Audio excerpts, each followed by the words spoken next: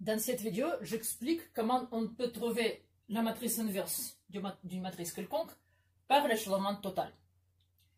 Tout d'abord, il y a plein de vidéos avec cette méthode en ligne. En plus, normalement, aujourd'hui, pour trouver une matrice inverse, on utilise l'ordinateur. Il y a juste des commandes Python ou des commandes en toute langue de niveau assez haut. Et il n'y a pas de problème de calculer la matrice inverse pour une matrice quelconque par l'ordinateur. Je donne quand même cette méthode pour le faire à la main. Juste tout d'abord parce que c'est dans notre programme, et puis parce que vous devez comprendre comment ça marche. Comment on peut faire tout ça à la main. Qu'est-ce qu'il y a derrière cette méthode? Donc, supposons que nous avons une matrice carrée A, et comme nous avons discuté dans la vidéo précédente, pour trouver la matrice inverse, on peut tout simplement résoudre le système d'équations linéaires AX égale à Y, où Y est un vecteur de paramètres. Alors, à la fin, on résout par l'échelonnement et on obtient les réponses de la forme X égale BY. Y était un vecteur de paramètres, donc BY, c'est tout simplement le vecteur des combinaisons linéaires des coordonnées de B. Et comme on voit que X est égal à BY, je peux remplacer Y par AX. Et je vois que X est égal à BAX. D'ici, on voit immédiatement que BA est égal à la matrice identité. C'est-à-dire, donc si c'est vrai pour tout X, c'est-à-dire que ça veut dire que B est égal à A en puissance moins 1, c'est la matrice inverse qu'on a cherchée. Bien sûr qu'on peut échelonner, pardon, ça peut arriver que ce système, de la matrice A, quand on échelonne le système, si la matrice A n'a pas de rang égal à n, si son rang n'est pas égal à n, alors on verra quelque chose de bizarre, on verra une ligne qui à la fin de la forme 0 est égale à une combinaison linéaire de yi, et ça veut dire que la matrice n'est pas inversible, si le rang de A n'est pas égal à n. Mais on peut tout simplement faire comme ça, et on peut faire la même chose avec l'écriture un petit peu plus jolie que l'écriture avec le vecteur de paramètre y. Donc la méthode que je vais vous donner s'appelle l'échelonnement total, et il s'agit de, au lieu d'un vecteur y, on écrit une matrice à droite de la matrice A, qui est d'abord la matrice identité, et à la fin on obtient là-bas la matrice B qui est l'inverse de A.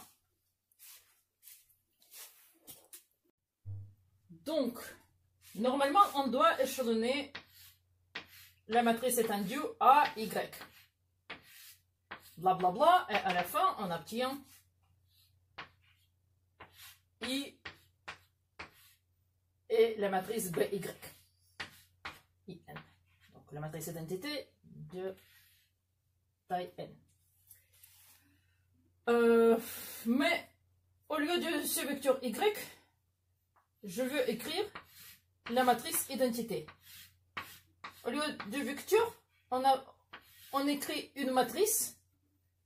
Juste chaque colonne de cette matrice correspond à le coefficient, au coefficient de yi.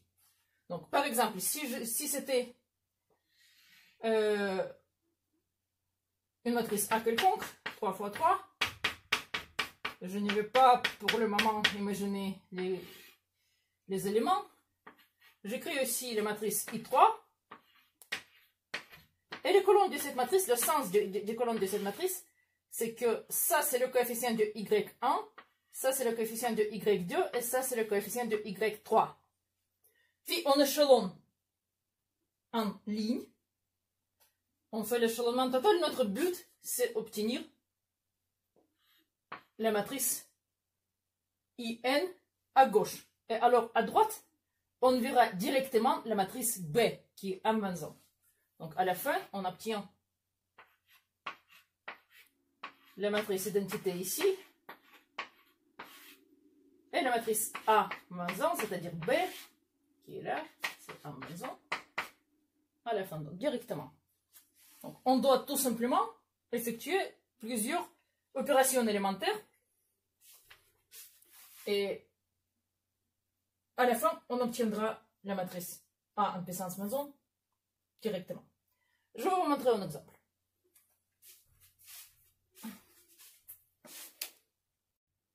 Prenons par exemple la matrice de l'un des exercices de votre fiche.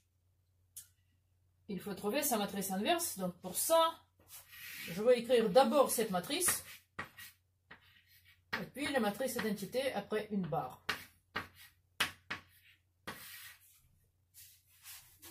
1, 1, 1, 0, 0, 0, 0, 0, 0. Ça sera un peu fatigant, les opérations élémentaires, mais je vais quand même montrer le processus complet. Vous pouvez le regarder avec la vitesse élevée ou comme vous voulez. Donc, qu'est-ce qu'on peut faire d'abord?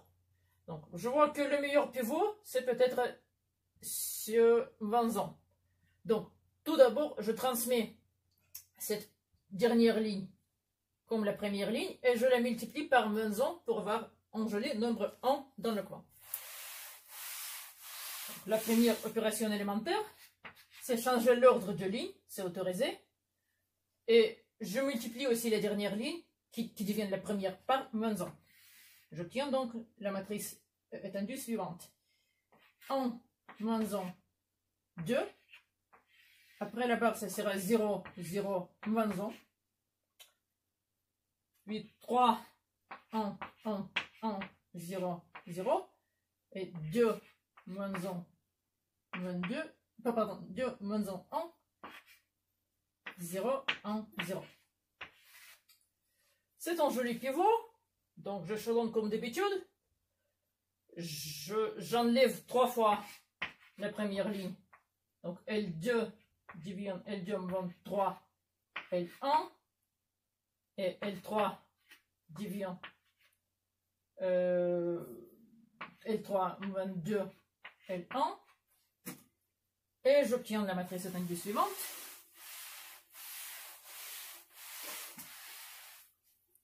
La première ligne reste comme elle était. 0, 0, moins 1. La deuxième ligne, c'est la première moins 3 fois ça. Donc c'est 0, 4, moins 5. 1, 0, 3. 23 fois moins 1. Et la troisième ligne devient 0. Moins 1, moins 2 fois moins 1, ça fait 1. 1 moins 2 fois 2 égale moins 3. Donc 0, 1, 2. Maintenant, je vois un joli candidat des 30 pivots ici. Donc, je vais changer l'ordre de ces deux lignes. Donc, je vais alterner ces deux positions de la matrice. Donc, la première ligne reste toujours comme elle était. Au lieu de la deuxième ligne, j'écris la troisième ligne d'ici. 0, 1, moins 3, 0, 2, 1, 2. Au lieu de troisième ligne, j'écris la deuxième. 0, 4, moins 5, 1, 0, 3.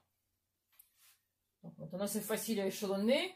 On devra supprimer 4 fois la deuxième ligne de la troisième. L3 devient L3 moins 4 L2.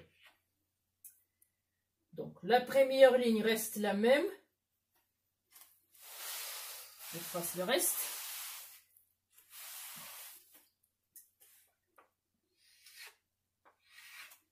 La deuxième ligne reste la même. 0, 1, moins 3, 0, 1, 2. Et au lieu de la troisième ligne, j'écris la troisième moins 4 fois la deuxième. Donc ça fait 0, 0, moins 5 plus 12 égale 7. Maintenant, 1, moins 4, 3, moins 8 égale moins 5.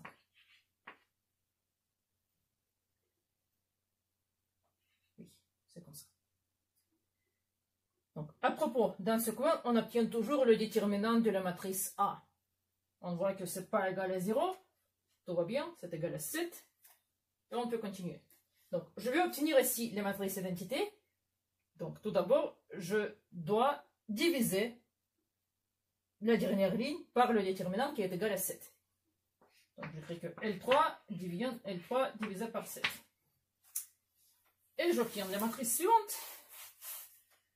Donc, les deux premières lignes restent. La troisième ligne devient 0, 0, 1. 1 sur 7. 24 sur 7. 25 sur 7. Maintenant, on doit éliminer tout ce qui est au-dessus du pivot. Donc, tout d'abord, on peut ajouter 3 fois la troisième ligne à la deuxième. Donc, je fais L2 devient L2 plus 3, L3. Et L1 devient L1 moins 2 fois L3. Donc, ça nous donne. Donc, la troisième ligne reste. Rien ne se passe avec elle. 1 sur 7, moins 4 sur 7, moins 5 sur 7. Au lieu de la première ligne, on a maintenant 1, moins 1, 0. 22 fois ça, c'est 22 sur 7. 8 sur 7. Et 20 ans plus 10 sur 7, ça fait 3 sur 7. 20 ans plus 10, c'est ça. Au lieu de la deuxième ligne, on a 0, 1, 0. Et on ajoute 3 fois la troisième ligne. Ça donne 3 sur 7. 22 sur 7. Ça fait moins 5 sur 7. Moins 5 sur 7. Et on ajoute 2 fois. On ajoute 3 fois ça. 25 sur 7 plus 2, ça fait 21 sur 7. C'est un peu moche, mais c'est pas grave. Il nous reste simplement de remplacer la première ligne par la somme avec la deuxième ligne. Donc, j'écris que je remplace la première ligne par L1 plus L2. Et ça sera fini. Alors, la troisième ligne reste. La deuxième ligne. Donc, je passe ici.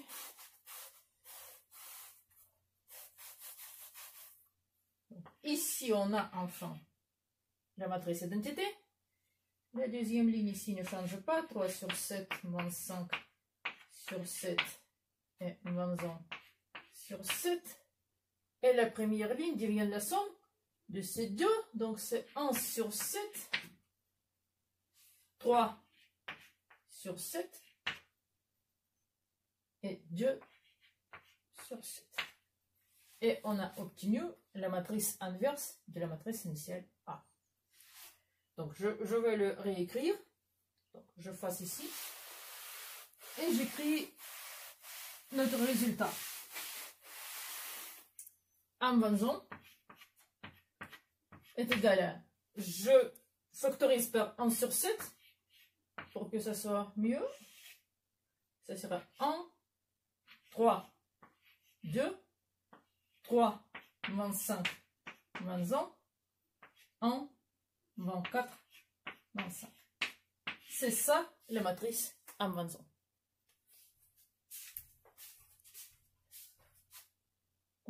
La dernière chose que je veux dire est la suivante.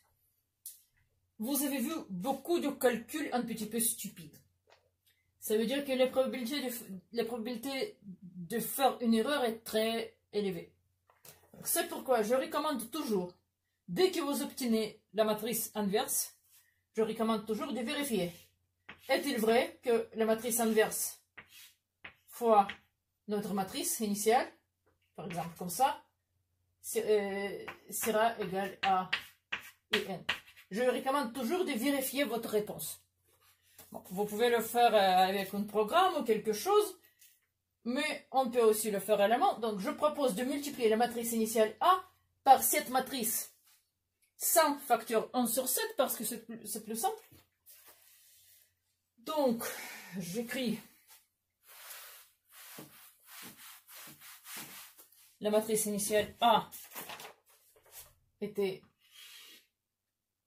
3, 1, 1, 2, moins 1, moins 1, 2. Je multiplie par cette matrice que nous avons obtenue. J'ai effacé le facteur 1 sur 7. Donc, on doit normalement obtenir la matrice. Pardon, je n'ai pas d'espace, donc je vais écrire ici.